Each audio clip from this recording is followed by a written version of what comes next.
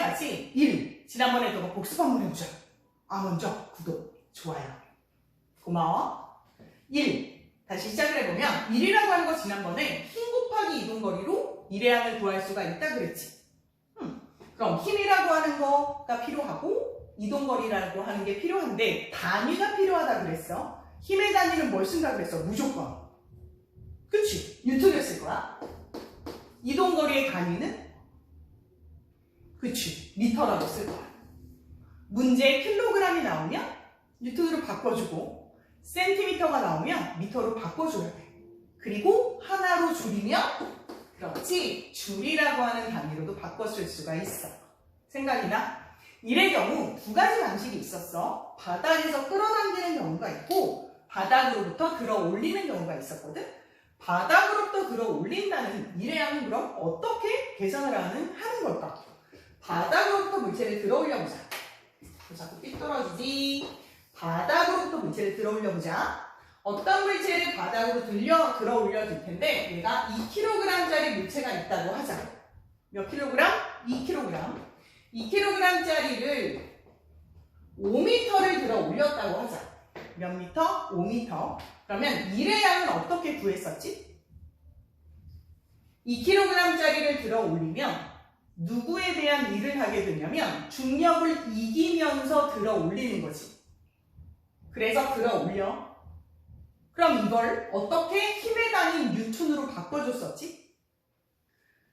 질량의 9.8을 곱하면 중력의 크기, 두 글자로, 그렇지, 무게. 그래서 무게로 바꿔주고 곱하기 5m를 해주면 일의 양을 구하는 거지. 한번 볼게. 어떻게? 2kg 곱하기 9.8을 해줘. 그리고 5m를 곱으라면 몇 뉴턴미터가 된다? 98 뉴턴미터가 된다. 이걸 하나로 바꾸면 98줄이라고 얘기했었지. 98줄. 2kg의 물체를 여기까지 들어 올렸을 때 나는 98줄의 일을 해준 거야. 맞지? 그래서 공식을 보면 9.8 곱하기 2kg이 단위가 뉴턴으로 바뀌고 이게 곧 무게가 된다고 했고 혹은 중력의 크기라고 얘기를 했었고 5m를 곱으라면 내가 해준 일의 양이 98줄이 되는 거지. 여기까지는 지난번에 했던 거니까 어려운 게 아니야. 오케이? 그렇다면 2kg의 물체를 들어 올리는 일을 해준 거야. 누가? 내가. 일을 해줬어. 그러면 이 물체는 어디 있는 거지? 이 물체는? 그렇지. 2kg짜리가 여기 있는 거잖아. 이렇게 올라와 있는 거잖아. 그럼 뭐가 생겼니? 높이가 생겼어. 그치? 그래서 들어올린 일의 양의 경우 들어올리는 일의 양. 이를 들어 올리자. 어떤 물체를 들어 올리자. 그러면 얘는 일의 양을 어떻게 계산을 했었냐면 들어 올리는 물체를 들어 올리는 일의 양은 중력에 대해서 일을 해주는 거야. 즉 중력에 대해서 들어 올려야 되는 거라서 중력의 크기, 즉 무게 곱하기 높이를 했었지. 그래서 무게 곱하기 높이가 된다고 했었고 무게는 영어로 weight라 그러고 높이는 영어로 weight라 그래서 경우에 따라서 WH라고도 나와 있을 거고 그 다음 무게라는 단위 대신 질량이 나오면 금방 했던 것처럼 9.8에 질량을 곱해주는 거지. 그래서 9.8 곱하기 질량 곱하기 역시 들어올린 높이. 결국 9.8 그리고 질량은 영어로 mass라고 써. 뭐라고 한다고? 그렇지. mass. 그럼 질량은 m이 되고 높이는 똑같이 height가 돼서 9.8 mh라고도 쓸 수가 있어. 이게 무슨 말인가? 이제는 알아둬야 되고. 그러면 물체를 여기까지 들어 올렸어. 그래서 물체가 여기에 있다라고 가정을 한번 해보자. 그럼 이 물체는 2kg이고 물체는 현재 몇 미터 높이에 있는 거다? 5m 높이에 있는 거다. 만약에 내가 이걸 들어 올렸어. 그러다가 손을 놓으면 붕 하고 물체가 떨어지겠지. 물체가 떨어지면 어떻게 돼? 예를 들어서 바닥에 개미가 있었다. 개미가. 지나가던 개미가 쿵 하고 물체를 맞고 깨꾸닥 하고 죽을 수도 있어. 그럼 이 물체는 내려가면서 개미를 죽이는 일을 한 거야. 그럼 여기 있는 물체는 어떤 일을 할 수 있는 능력을 가진 거지. 그런데 높이가 있는 물체가 가졌어. 이걸 우리가 지금부터 에너지라고 할 거야. 뭐라고 한다고? 에너지. 에너지는 우리나라 말로는 에너지인데 영어로 쓰면 에너지라고 쓸 수 있어. 에너지. 일본 애들은 에너지를 에네르기라고 발음해. 에네르기파. 들어본 적 있지? 그래서 에너지를 볼 수가 있어. 에너지. 그러면 에너지는 금방 얘기했던 것처럼 무슨 의미를 갖고 있다? 어떤 물체에게 일을 해주면 그 물체는 그만큼의 일을 할 수 있는 능력을 갖게 되고 그걸 우리가 에너지라고 한다. 그럼 에너지의 정의가 뭔 거야? 일을 할 수 있는 능력. 를 뭐라고 한다? 에너지라고 한다. 그럼 얘는 떨어지면서 몇 줄만큼의 일을 해줄 수가 있다고? 아까 얘기했던 98줄만큼의 일을 할 수가 있지. 그치? 그러니까 얘가 가진 에너지는 98줄인 거야. 일과 에너지는 단위를 같이 쓸 거야. 줄이라고 하는 걸로. 이 물체를 더더더 많이 높이면 에너지가 더 많아질 거야. 나는 그만큼 일을 더 많이 하게 되겠지? 이 물체의 질량이 커지면 커질수록 나는 일을 더 많이 해야 되니까 에너지가 많아지겠지. 그런데 얘는 높이가 있어. 그렇다면 높이가 있는 물체가 가진 에너지를 지금부터 뭐라고 할 거냐면 위치 에너지라고 할 거야. 자, 뭐라고 한다고? 위치 에너지. 그럼 위치 에너지는 구하는 공식이 뭘까? 예를 들어서 여기에 어떤 물체가 5kg짜리 물체가 있어. 그리고 이 물체는 1m만큼 올라와 있대. 이 높이가 1m래. 그럼 얘 위치 에너지는 얼마일까? 이걸 어떻게 구해주지? 아까 얘기했던 것처럼 여기까지 들어 올린 일의 양이 위치 에너지와 같다고 그랬잖아. 그렇다면 위치 에너지의 공식은 금방 얘기했던 것처럼 들어 올린 일의 양과 같은 거야. 그래서 무게 곱하기 높이 혹은 9.8 곱하기 질량 곱하기 높이를 해주면 위치 에너지를 구할 수가 있다. 오케이. 그럼 위치 에너지를 보통은 EP라고 얘기를 해. 위치가 영어로 포텐셜이거든. 그래서 EP는 금방 얘기했던 것처럼 WH라고도 나와 있기도 하고 아니면 9.8 NH라고도 나와 있기도 하고 아니면 9.8 곱하기 질량 곱하기 높이 그래서 한글로 나와 있기도 하거든. 그래서 어차피 다 같은 말이다. 그렇다면 다시 한번 구해보자. 5kg짜리가 1m 높이에 있어. 그럼 위치를 어떻게 구한다? 들어올리는 일의 양이니까 9.8 곱하기 5kg 곱하기 1m가 되겠지. 그래서 답은 49줄이 될 거야. 할 수 있겠어? 여기서의 포인트는 일이라고 하는 거, 어떤 물체에게 네가 일을 해주면 그 물체는 일을 할 수 있는 능력을 갖게 돼. 특히나 높이가 있는 물체가 가진 에너지, 그걸 우리가 뭐라고 한다고? 위치 에너지라고 부른다. 그래서 들어올리는 일의 양이나 위치 에너지를 구하는 거나 똑같은 게 되는 거지. 들어올리지 않았으면, 즉 네가 어떤 물체에게 일을 해주지 않았으면 이 물체는 에너지를 가질 수가 없잖아. 그래서 중력에 대해서 위치 에너지를 가지려면 네가 중력에 대해서 일을 해주면 되는 거고 그만큼의 위치 에너지를 물체는 얻게 되겠지. 그러다가 물체가 떨어지면서 바닥에서 개미를 죽였거나 어떤 일을 하면 이 물체의 위치 에너지는 감소하겠지. 다시 일을 받으면 에너지는 증가하고 일을 하면 에너지가 감소하게 되는 거야. 그래서 일과 에너지는 서로 바꿀 수가 있다라고 하는 거고 높이가 있는 물체가 가진 에너지를 우리가 뭐라고 부르겠다고? 위치 에너지라고 부르겠다고.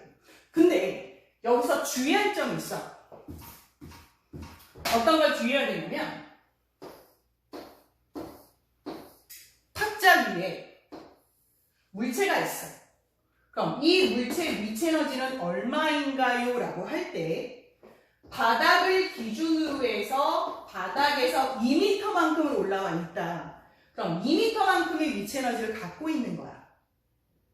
만약에 질량이 5kg이면 5 곱하기 9.8 곱하기 2만큼 가진 거지. 그래서 98줄의 위치 에너지를 가진 거지만 몇 줄 에너지? 98줄.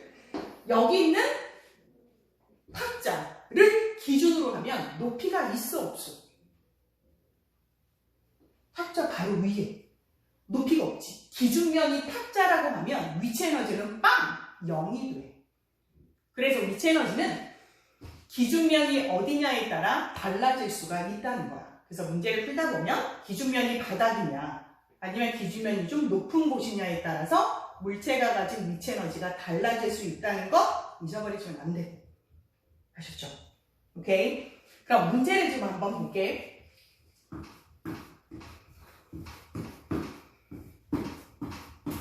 다시 정리를 하면 위치 에너지라고 하는 건 어떻게 구한다? 들어올리는 미래양으로 구할 수가 있다.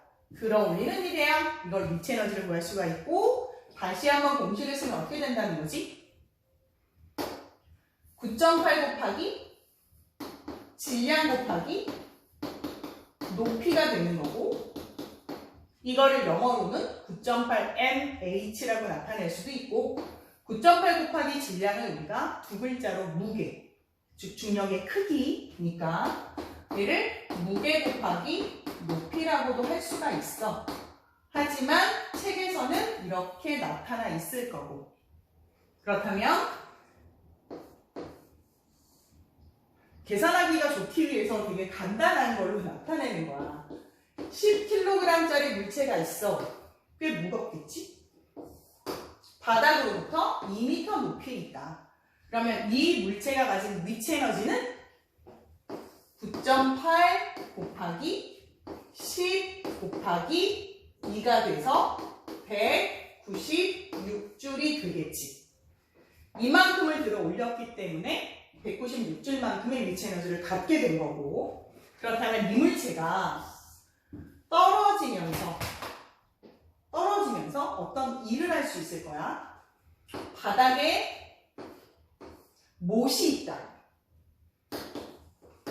못. 원래 바닥에 못이 이렇게 있어. 나무로 된 굵은 못을 우리가 보통 말뚝이라고도 하는데 뭐 어떤 책에는 말뚝이라고 나오기도 하고 뭐 하는데 그냥 일단 못이라고 할게. 이 못이 자동적으로 땅에 쑥 하고 들어가진 않을 거야. 왜 안 들어가지? 어떤 물체는 항상 접촉면에 마찰이 있기 마련이고 마찰을 이겨야 들어갈 수가 있어. 그래서 땅과 못 사이에 마찰력이 있을 거야. 근데 물체가 떨어지면 여기는 못이 쑥 하고 박힐 건데 얼마나 일을 할 수 있냐면 봐. 여기 있는 바닥과의 마찰이 있을 거고 그 마찰력을 이길 만큼 못이 박힐 거야. 그치? 그럼 바닥에서 일하면 어떻게 되는 거지? 못이 박히는 마찰력 곱하기 이동거리만큼 10kg짜리 물체가 일을 할 수가 있지. 그래서 10kg짜리 물체는 가진 위치 에너지만큼 일을 할 수 있을 거야. 196줄이야. 그럼 예를 들어서 바닥에 여기는 못이 10cm가 박혔다. 그럼 10cm는 몇 미터지? 그래, 10cm는 0.1m잖아.